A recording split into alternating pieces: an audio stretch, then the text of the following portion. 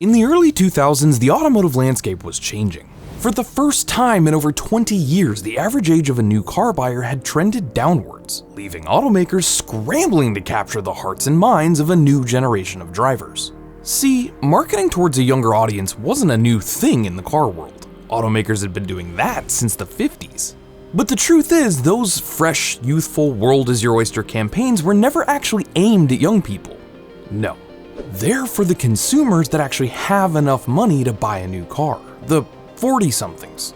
Truth is, it's easier and far more profitable to make older people feel young by designing and marketing cars that feel like they're aimed at a more youthful audience.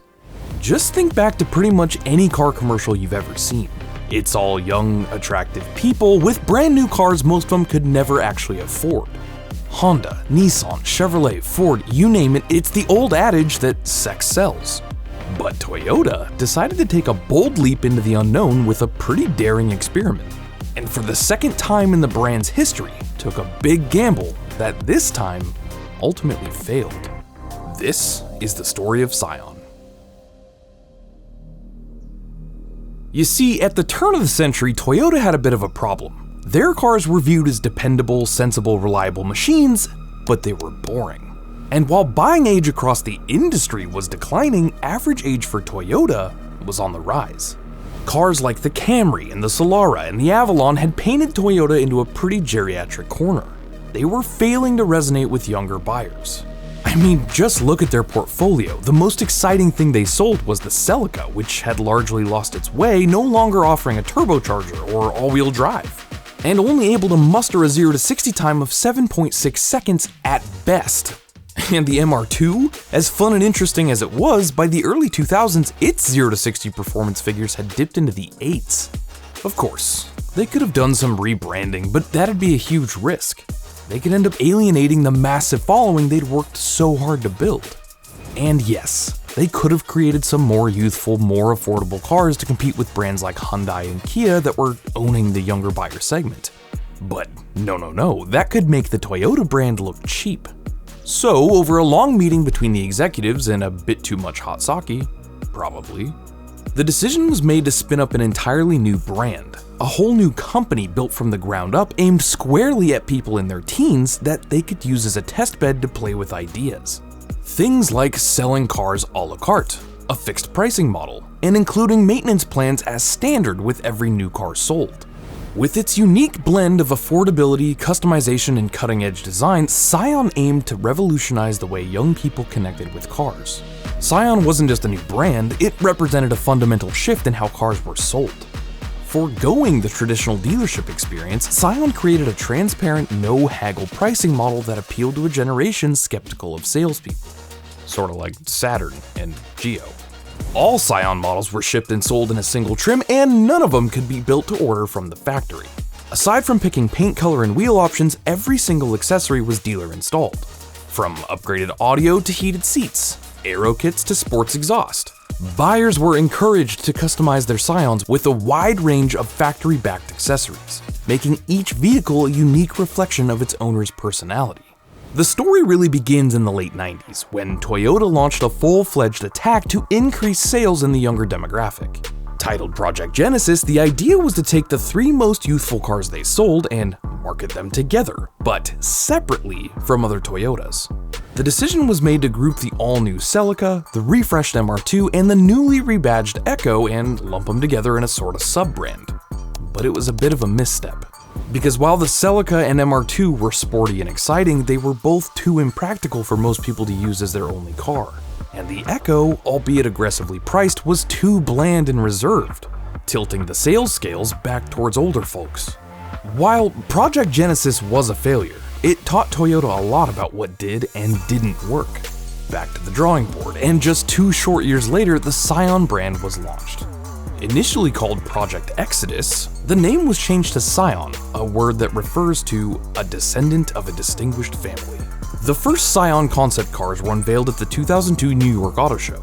the BBX, which would remain largely unchanged and enter production the following year as the quirky box-shaped compact, and the CCX, which never made it past the convention room floor. The following year, the first two production cars were launched at the LA Auto Show and went on sale at around 100 existing Toyota dealers across California. We had the XA, a compact hatchback, and the XB, an unorthodox boxy wagon that became an instant icon. The XA didn't exactly set the world on fire, but the XB, with its unconventional design, was grabbing attention. It was met with polarized opinions, sure, a sort of love it or hate it look, but it quickly gained a cult following and started winning over younger drivers. And by 2004, it was outselling the XA nearly 2-1. Then there was the TC, the pseudo-sports coupe designed to offer an affordable performance option for enthusiasts.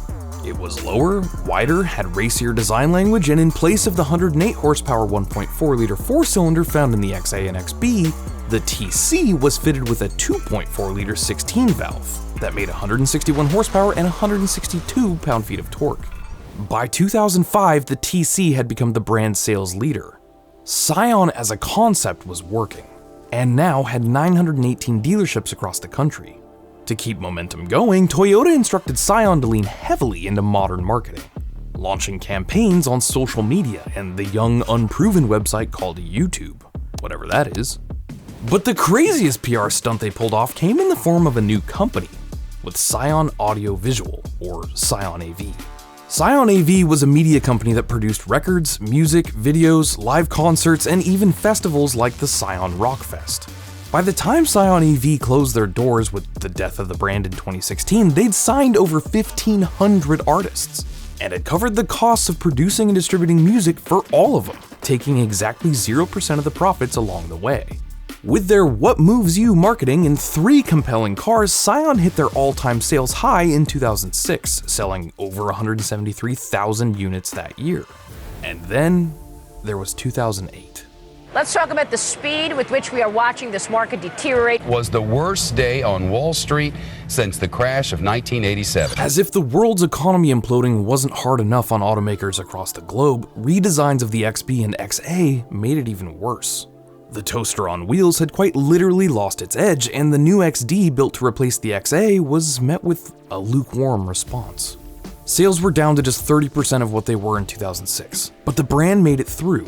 In 2010, we saw the second-gen TC, and the world's smallest 4-passenger car made its debut in 2011 with the Scion IQ, a car that would be brought way up market when Aston Martin reworked a few of them, but that's a story for another time. The Scion brand was in a weird spot. It was a company with a youthful focus that, like Toyota, was getting senior results. Older folks liked the ride height and ease of use of the XB, and looking at themselves in the vanity mirror of the TC made their hair feel just a bit less silver. The cool factor was slowly slipping away, and the world saw the company not so much as the automaker for adolescents, but rather the value version of a real Toyota. However, that all changed with this. This is the FRS. No.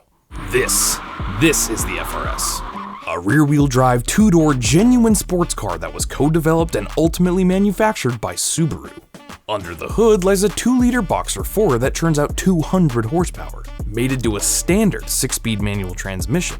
It has a chassis specifically designed for a low center of gravity and sport-tuned suspension. It had sport-tuned brakes as well, and with the rear tires barely fatter than the ones you got on a Prius, it could do this.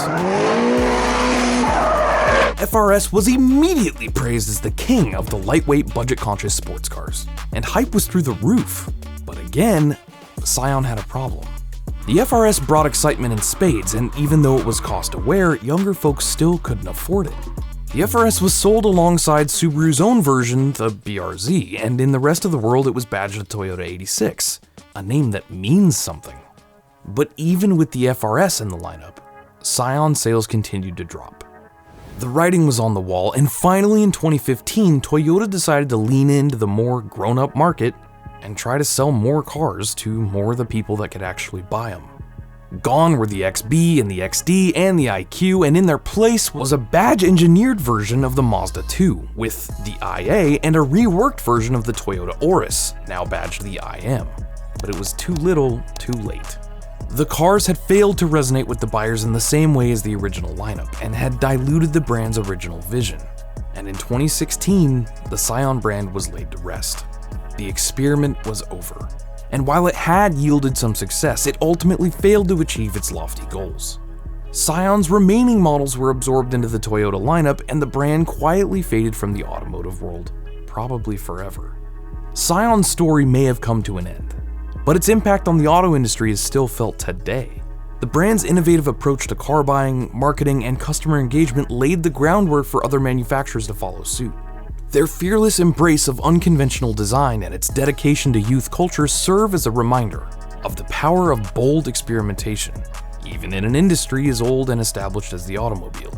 It will always be remembered as the bold experiment that dared to be different. Could the Scion brand work today? I don't know, you tell me down in the comments. Thank you all so much for watching. If you enjoyed this one, please give it a like and consider subscribing to Ideal for more stories just like this coming along very soon. My name's Trav, this is Ideal, and I'll see you all in the next one.